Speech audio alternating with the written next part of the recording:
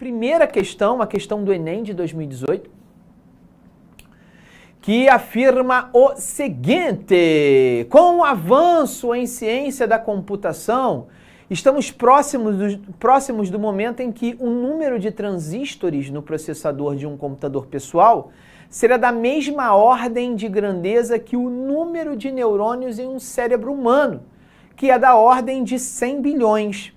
Uma das grandezas determinantes para o desempenho de um processador é a densidade de transistores, que é o número de transistores por centímetro quadrado. Em 1986, uma empresa fabricava um processador contendo 100 mil transistores distribuídos em 25 centésimos de centímetros quadrados de área. Desde então, o número de transistores por centímetro quadrado que se pode colocar em um processador dobra a cada 2 anos, né? Essa propriedade de dobrar a cada 2 anos a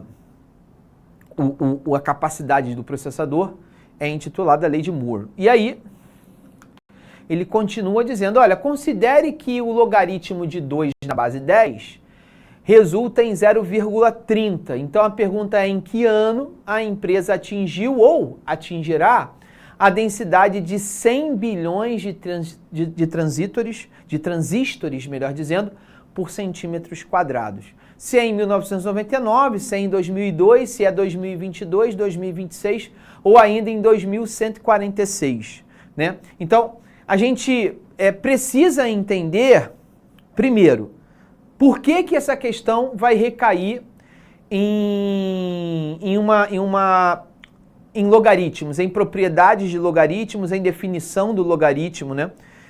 E para a gente associar isso, basta a gente lembrar que em muitas questões de função exponencial, você acaba vinculando a essa função exponencial uma operação de logaritmo, tendo em vista que a função logarítmica ela é a função inversa da função exponencial. Então, essa questão, de verdade, ela vai tratar de uma função exponencial que correlaciona a quantidade de transistores que vão aumentando em função desse período de 2 anos. E agora a gente precisa entender, para finalizar, para a gente começar a fazer a questão, é a seguinte: e por que essa função é exponencial? Por que eu não poderia exemplificar para uma função afim? Por que essa questão não pode ser exemplificada ou resolvida por uma função quadrática? Por que tem que ser uma função exponencial? Porque a função exponencial, ela tem como característica o tal do crescimento geométrico, que nada mais é do que você aumentar proporcionalmente, aumentar geometricamente, proporcionalmente, algo relacionado ao período imediatamente anterior. Então deixa eu falar um pouquinho sobre isso, porque a gente precisa, além de ter o conteúdo, a gente também precisa saber quando aplicar o conteúdo. Existe 2 situações muito claras envolvendo funções, quando a questão é crescimento ou decrescimento. Variação. Quando a variação da função, ela de alguma maneira está vinculada sempre a algum momento inicial, não anterior, mas inicial, o crescimento ele tende a ser reduzido, formulado, a partir de uma função afim do primeiro grau, através de um crescimento linear. Quando esse crescimento ou decrescimento, ou seja, quando a variação dessa função se faz sempre em relação não ao momento inicial, e sim ao momento anterior, essa função não pode ser mais exercida por um crescimento ou decrescimento linear, e sim por um crescimento geométrico, ou seja, por um crescimento exponencial. Como ele diz que a quantidade de transistores, eles dobram a cada 2 anos, significa dizer que eu tenho uma quantidade X de transistores. Passados 2 anos, essa quantidade de transistores vai dobrar, vai passar a ser 2x. e passado mais 2 anos, eu não vou dobrar o início, eu vou dobrar essa quantidade anterior, que já era 2x. O dobro de 2x, 4x. E o próximo período de 2 anos, eu vou dobrar os 4x, 8x. Então, ó, x, 2x, 4x, 8x, 16x, 32x, 64. Observa que eu estou trabalhando num processo de exponencial, porque aqui a gente está trabalhando numa potência de 2. Então, esse crescimento exponencial, obviamente que vai sugerir uma função exponencial. Beleza? Então, primeira tomada de decisão. Essa questão vai ser resolvida através de uma função exponencial que eu vou ter que formular. Eu vou ter que criar essa função exponencial. Bom, como é que eu vou criar essa função exponencial? Partindo dos dados do problema. Primeiro dado, vamos para o quadro. Em 1986, o processador continha 100.000 transistores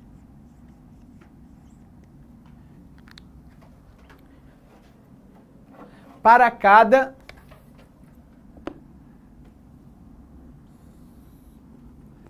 (0,25) centímetros quadrados de área.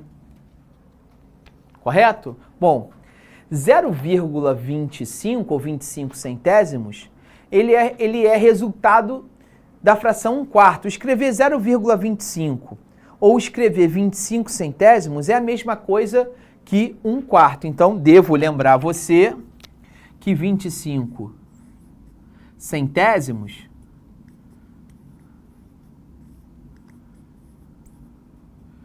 equivale à fração reduzida a 1/4. Então, eu posso pegar esses 100.000 e dividir isso por 1/4. Como é que eu divido isso? Como é que eu divido frações? Repito primeiro e multiplico pelo inverso do segundo. O inverso de 1/4 é 4 dividido por 1. E 4 divididos por 1 é 4. Então, essa relação vai resultar em 400.000. 400.000 o quê, Glaucio? 400.000 transistores por centímetro quadrado. Lembrando, isso aconteceu em 1986. E aí, o que aconteceu? Só para você entender o processo. Em 1986,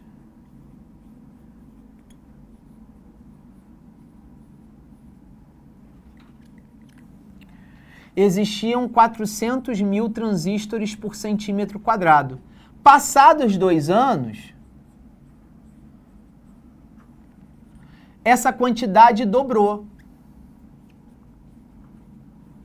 Então, passaram a ser 2 vezes 400.000 transistores, obviamente 800.000 transistores. E passados mais 2 anos,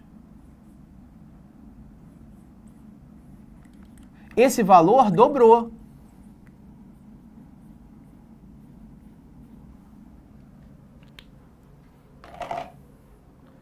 Beleza? Então, você percebe que essa quantidade de vezes que vão aparecer o 2 é aonde vai gerar esse crescimento exponencial. Então você observa, né? Quantos períodos passaram de 1986 a 1988? Se passou um período de 2 anos. Eu estou afirmando que período é essa quantidade de 2 anos, essa quantidade necessária para dobrar o número de transistores. Então, em um período, eu dobrei uma vez a quantidade inicial de transistores. Passados 2 períodos, 1 mais 1, essa quantidade 2 vezes 2 pode ser escrito como 2 ao quadrado vezes 400 mil, né? Eu vou escrever aqui, até aqui do lado. 2 ao quadrado vezes 400 mil. De maneira que, passado uma quantidade P de períodos, então escrevendo, passados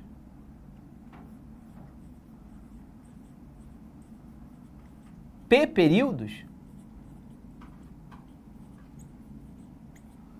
a gente vai ter como função que a quantidade de transistores em função dessa quantidade de períodos vai ser esses 400 mil multiplicado por esse 2 elevado a P. Porque quando passou um período, eu elevei a 1. Quando passaram 2 períodos, eu elevei a 2. Se tivessem passado os 3 períodos, eu elevaria a 3, esse 2. Então, se passarem P períodos, eu vou ter que pegar esse 2 e elevar essa quantidade P. Então, nesse momento, eu acabei de criar uma função exponencial. E por que essa função é chamada exponencial? Porque a variável dessa função está no expoente dessa minha relação entre a quantidade de transistores e a quantidade P de períodos. Quero de novo chamar a sua atenção que P não é a quantidade de anos, e sim a quantidade de períodos de 2 anos. Então, primeira parte está fechada da questão. O que ele quer saber, pessoal? Ele quer saber a quantidade de anos para que essa quantidade de transistores por centímetros quadrados se equivalha à quantidade de neurônios no ser humano, que é de, vamos voltar lá, é exatamente igual a 100 bilhões. É igual a 100 bilhões. Está aqui, ó, 100 bilhões. Então ele quer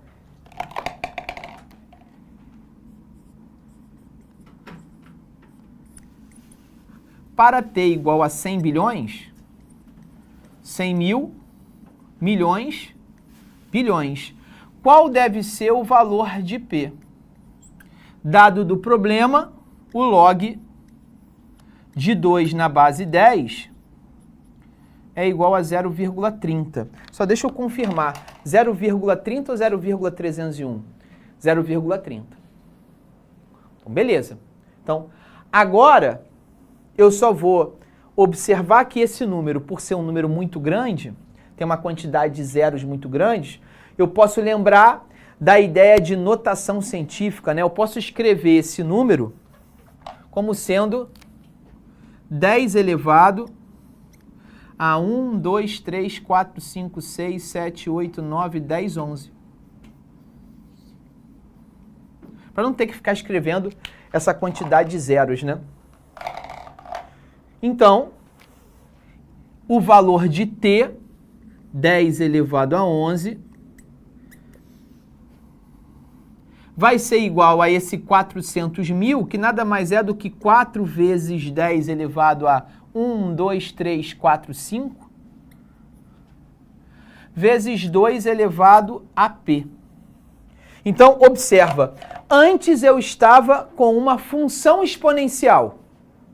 E quando eu identifiquei o que o problema pedia, ao substituir o valor de t por 10 elevado a 11, eu passei agora a ter uma equação exponencial. Essa equação exponencial ela pode ser simplificada. E de que maneira eu posso simplificar? Observa que o que está multiplicando aqui eu vou passar para o outro lado dividindo. Então eu vou ter o seguinte. 10 elevado a 11 dividindo por 10 elevado a 5 é igual a 4, que é 2 ao quadrado, vezes 2 elevado a p. E, portanto, como eu tenho duas potências de mesma base sendo divididas, eu posso repetir essa base e subtrair os expoentes. Então fica 10 elevado a 11 menos 5.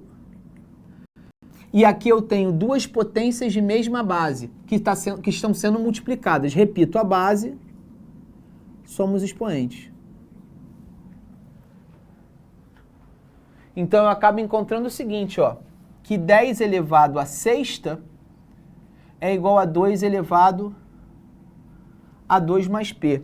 E nesse momento, por mais que eu simplifique, tente simplificar ainda mais essa equação exponencial, essas duas bases, elas não são bases compatíveis suficientes para eu tentar resolver pela equação exponencial só.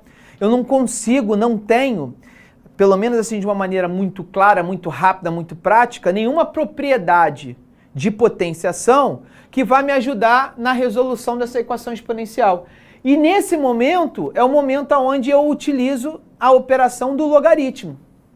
Não vai mudar em nada a minha resposta não vai ser afetada, porque a gente já aprendeu que a função logarítmica é a inversa da função exponencial. Então, o que eu vou fazer é só utilizar uma ferramenta que tem um diálogo claro com a potenciação, que é o logaritmo, sem alterar o resultado da minha equação e tornando a resolução mais fácil, pelo incrível que pareça. Pelo menos é isso que eles prometem.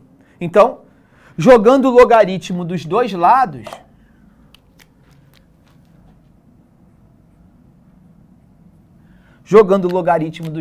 eu tenho que o log de 10 elevado a sexta na base 10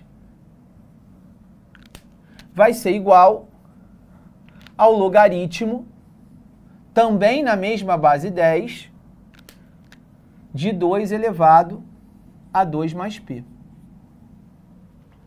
E aqui você sabe muito bem, pelas propriedades de logaritmo, que esses expoentes a gente vai petelecar para fora do logaritmo. Então, isso vai acabar sendo igual a 6 vezes o log de 10 na base 10, petelequei o 6, isso vai ser igual a 2 mais P, que multiplica o log do 2 na base 10. Observa que, de novo, eu petelequei.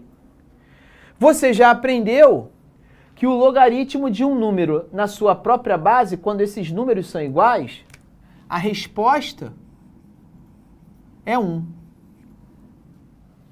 E o problema lhe ofereceu que o log de 2 na base 10 é 0,30. Então, 6 vezes 1 é 6.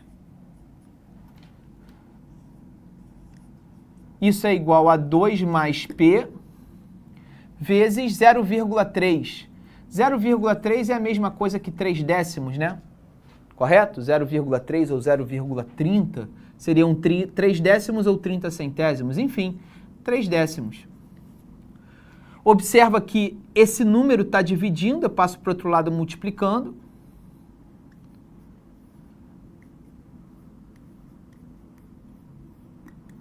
E observa que esse número está multiplicando, passo para o outro lado dividindo.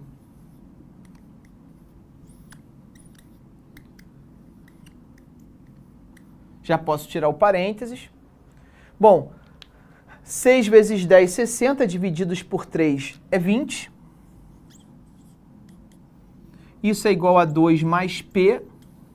Então, naturalmente, que P é igual a 20 menos 2. Ou seja, o P é 18. E aí você tem que tomar muito cuidado para você não entrar num erro agora. Agora que você já fez isso tudo, você não vai errar, não vai dar esse mole, né? Porque isso não corresponde à quantidade de anos, isso corresponde à quantidade de períodos.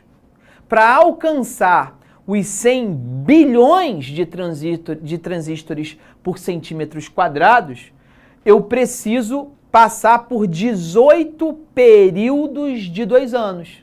Ora, 18 períodos, aonde cada período tem 2 anos,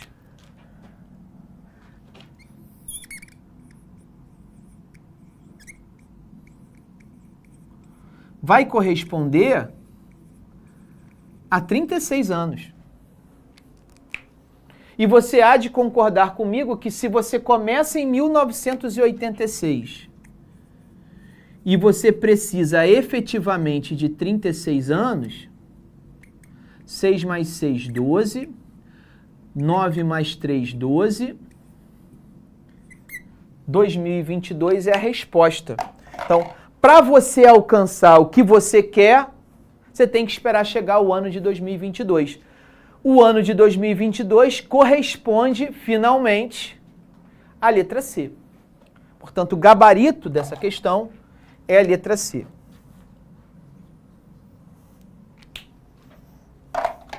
É hora do seu print time. Galerinha do chat, deixar bem claro aqui que eu fiz essa questão de uma maneira mais detalhada possível. Não precisava fazer com tantas linhas, com tanto detalhamento. Só estou fazendo com esse grau de detalhamento porque a gente está revisando, então eu estou aproveitando o fato da gente estar revisitando determinados lugares. Eu estou lembrando a vocês, então isso leva um pouquinho mais de tempo, leva um pouquinho mais de espaço do quadro, mas é justamente para você ter absoluta noção de todo o meu pensamento. Mas você, candidato, não precisa, obviamente, passar por todo esse processo. Você pode dar uma enxugada boa aí nessa resolução. Beleza? Vou esperar você para saber se você tem alguma dúvida. Vou esperar você no chat. Beleza?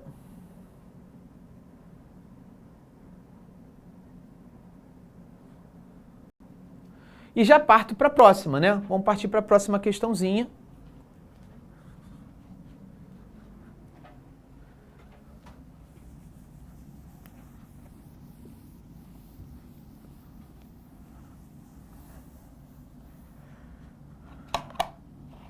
Vamos para a questão 2.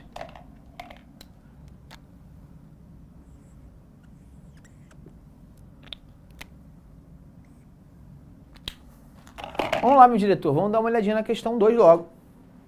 Hoje é só exercício, tá, pessoal? Essa questão foi uma questão do Enem de 2018.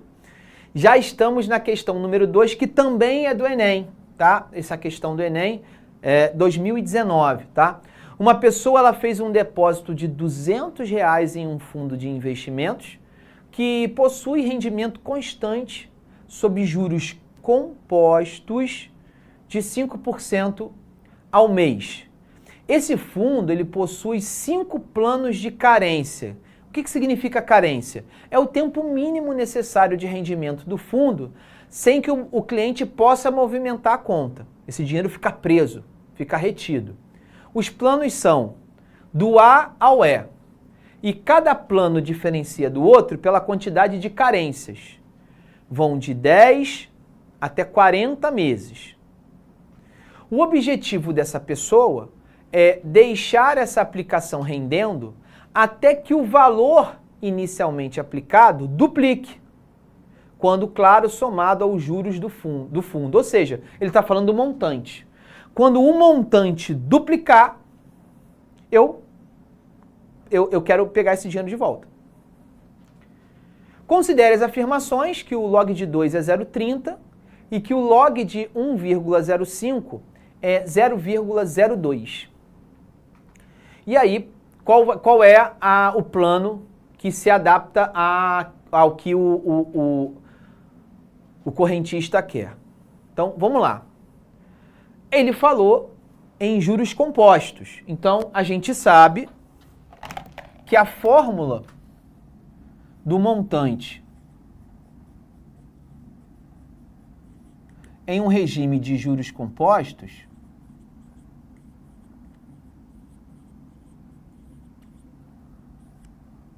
é o montante em função do tempo, é o capital inicial multiplicado por 1 mais I elevado a esse tempo. Esse M é o montante, esse C é o capital inicial, esse I é o que a gente chama de incremento ou simplesmente taxa de juros, e T é o período, é o tempo. Perfeito? O que que ele nos ofereceu, pessoal? Ele nos ofereceu o valor inicial, portanto, ele nos ofereceu o capital inicial. Ele indiretamente disse para a gente aonde ele quer chegar ao dobro de R$200, portanto, R$400. Ele indicou a taxa de juros, 5%, e ele quer saber o tempo para isso acontecer. Então, ele já te ofereceu um montante, que é o dobro do valor inicial, obviamente, o valor inicial e a taxa de juros, 5%, 5 centésimos. Ok? Então, isso, com esses dados,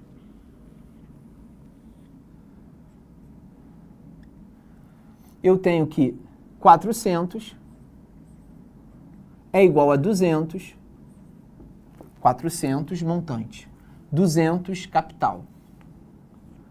1 mais 0,05 elevado a t. Isso, obviamente, vai gerar 400 igual a 200. 1 mais 0,05 é 1,05. O que está multiplicando eu posso passar para o outro lado dividindo. Então, 400 dividido por 200 é igual a 1,05 elevado a t. Ora, 400 divididos por 200 é 2. Então, 2 é igual a 1,05 elevado a t. Então, mais uma vez, tal qual aconteceu aqui, ó, na passagem do outro exercício, mais uma vez a gente vai chegar a uma equação exponencial onde as propriedades de potenciação não vão nos ajudar. A gente vai recorrer às propriedades de logaritmo. Então, aqui a gente vai escrever que o log do 2 na base 10, e aí lembra, né, quando o logaritmo tem base decimal, a gente pode se privar de escrever, a gente não precisa escrever. Isso vai ser igual ao log de 1,05 elevado a t. Tal qual a gente fez aqui também, propriedade de potência. Se tem um expoente, a gente pode petelecar para fora do logaritmo. Então, a gente acaba tendo que o log do 2 é igual a t vezes o log do 1,05. E você já observou que são justamente esses dois logaritmos que são oferecidos no enunciado. Se você observar, olha lá, ó, vamos dar uma olhadinha. O log do 2, 0,30. O log de 1,05, 0,02. Então, aqui eu vou escrever 0,30. Aqui eu vou escrever 0,02.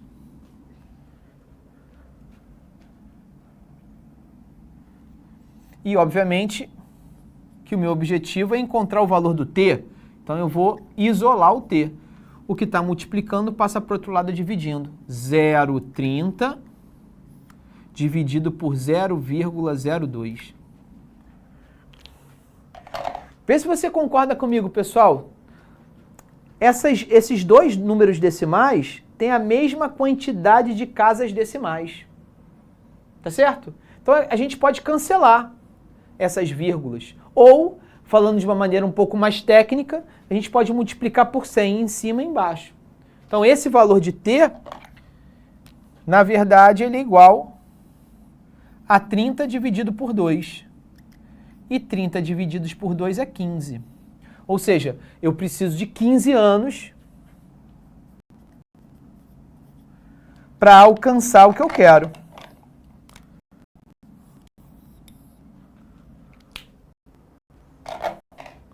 Vamos dar uma olhadinha nas opções, né? Então tá aí. Letra B. Letra B corresponde ao plano B, 15 meses de carência. Então tá certinho. Letra B.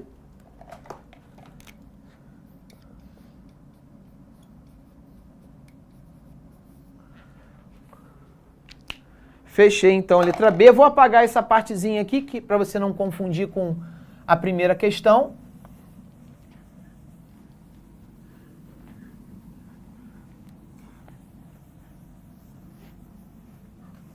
Pronto, apaguei aqui. Agora sim, é a hora do seu print time.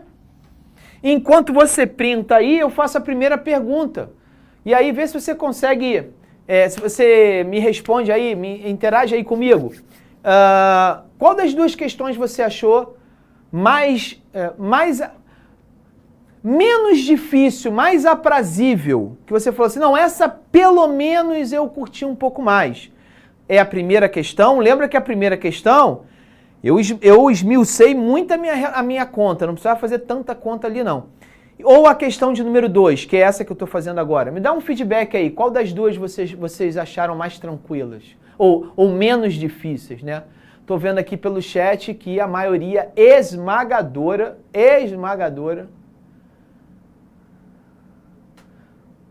estão falando a 2. Então, beleza, realmente, né? Não tenho nem o que discutir. Ninguém falou 1. Só isso que eu tenho para te dizer. Ninguém falou 1. Todo mundo falando 2. Beleza, tranquilo. Realmente, vamos lá. Glaucio, e a sua opinião? Cara, a questão 1 não é só o problema das contas.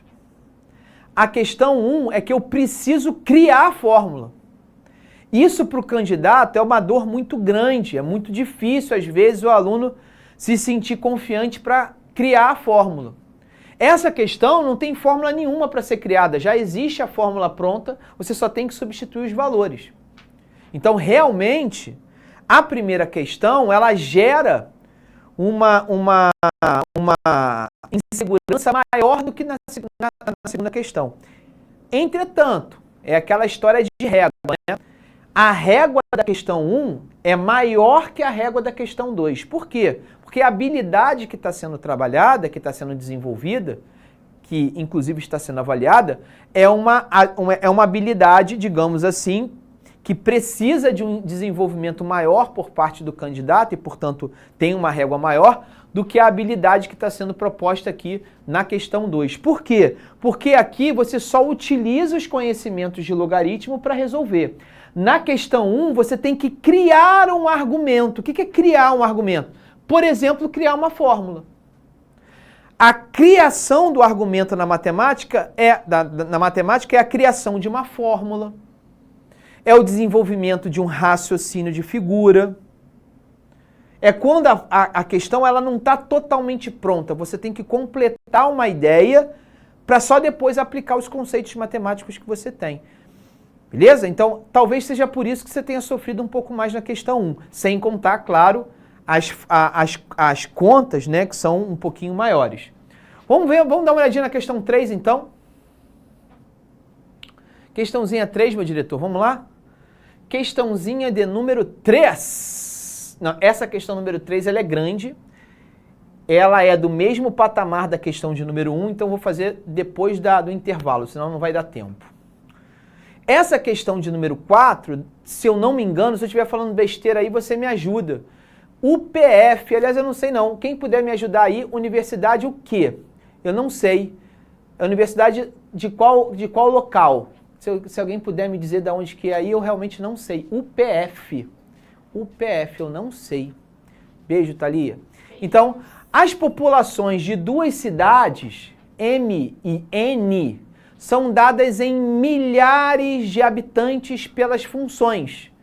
M de t igual a log de 1 mais t elevado a sexta na base 8 e log de 4t mais 4 na base 2, onde a variável t representa o tempo em anos. Ah, obrigado, Universidade de Passo Fundo. Ah, beleza. Após certo instante t, a população de uma cidade após certo instante t, a população de uma dessas cidades é sempre maior do que a outra. O valor mínimo desse instante t é... Então, beleza. Então, nessa situação, ele quer saber o momento aonde uma cidade é maior, a população de uma cidade é maior do que a outra. Isso sugeriria, claro, uma inequação logarítmica. Mas agora a gente não está na aula de inequação logarítmica. A gente está numa revisão onde o objetivo também é marcar corretamente a alternativa. Então, o que eu vou fazer? Existe um momento iminentemente anterior ao momento que ele quer, aonde supostamente a população, a quantidade de pessoas das duas cidades são iguais.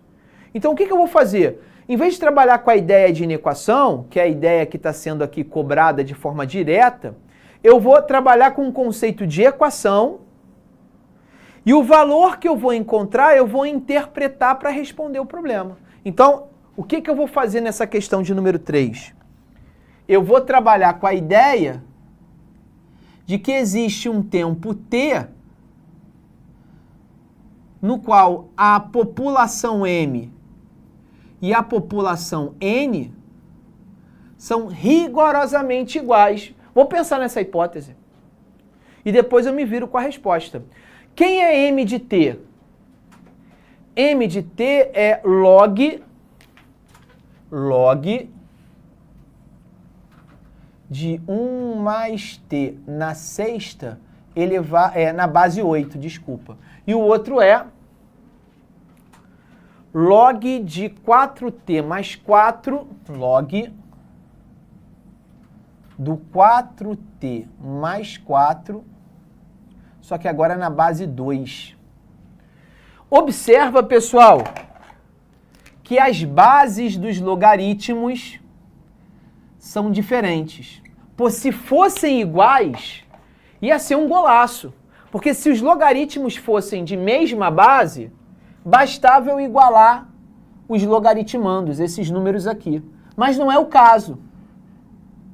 Mas aí, você aprendeu comigo, na penúltima aula de logaritmos, quando a gente falou de mudança de base, tem uma propriedade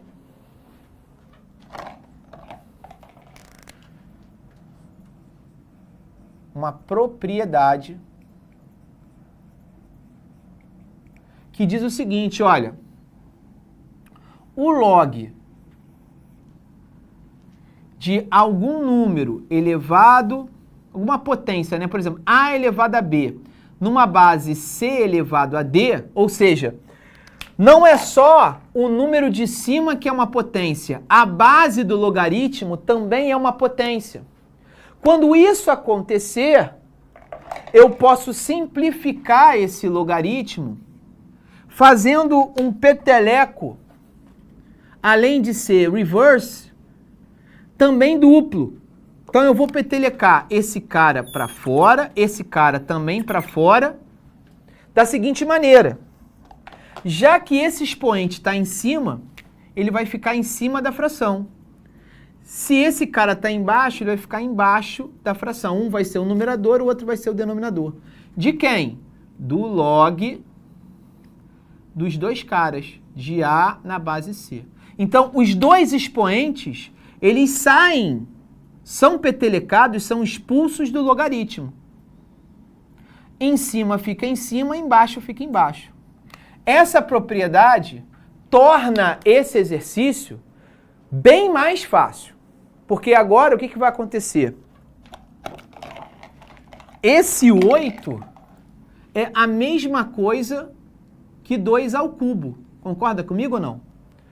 Então, naturalmente, esse 6 vai ser expulso, esse 3 vai ser expulso.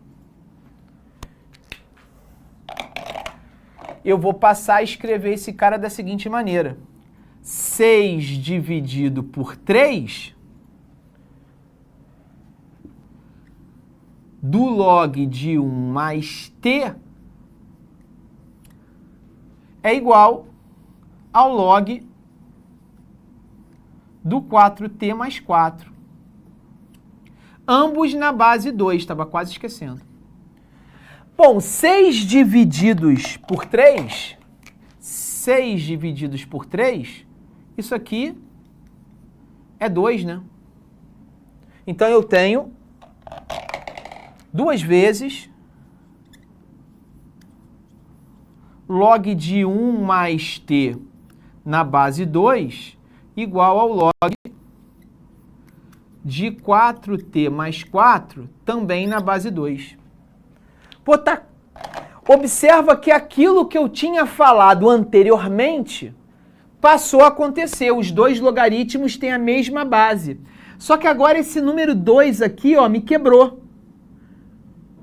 Eu tenho que arranjar uma maneira desse cara aqui desaparecer. E eu tenho.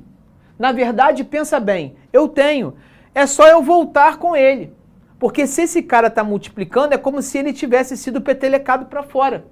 Ele poderia ser pensado como sendo um expoente do logaritmando. Então eu posso reescrever esse maluquinho aí, ó, da seguinte maneira. Log de 1 mais t quadrado na base 2 é igual ao log do 4t mais 4 na base 2. Agora ficou lindo demais, porque esses caras são iguais. Se esses dois logaritmos que estão sendo igualados, eles têm a mesma base, eles vão ter que ter os logaritmandos iguais. Então agora eu posso afirmar que 1 mais t ao quadrado vai ter que ser igual a 4t mais 4. 1 mais t ao quadrado, propriedade, produtos notáveis, quadrado do primeiro mais 2 vezes o primeiro pelo segundo mais o quadrado do segundo, igual a 4t mais 4. Joga todo mundo para cá, ó. 1 mais 2t mais t quadrado, menos 4t menos 4 é 0. Simplifica essa bagunça aqui. T quadrado, 2t menos 4t dá menos 2t, 1 menos 4 dá menos 3. Opa! Equação de segundo grau. Estamos revisando um montão de parada, né? Um monte de coisa a gente tá revisando. Equação do segundo grau. Em vez de fazer por Bhaskara, que tal a gente fazer por soma e produto? Dois números que multiplicados dão menos 3 e a soma é o oposto desse cara aqui. É mais 2. São eles.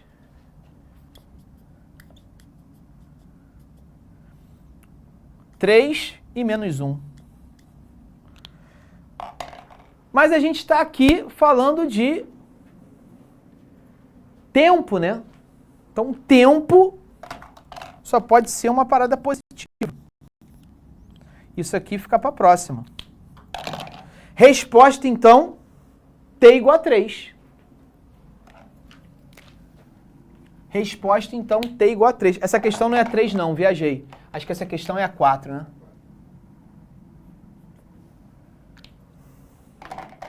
Vamos ver onde que tem isso. Letra D, de jeans. É isso aí. Letra D. Belezinha? Fechando então, vou escrever aqui, letra D.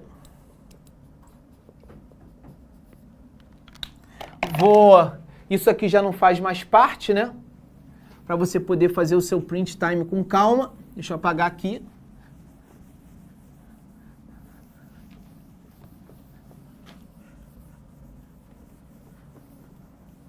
Agora sim, é hora do seu print time.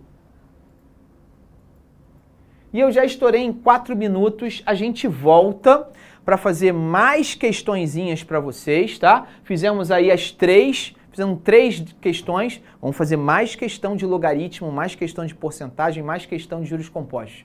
Beleza? Um forte abraço, valeu! Tchau! Assista nossas aulas a hora que você quiser. Vem com o Pro, o cursinho online que mais aprova no Enem. Assine em proenem.com.br.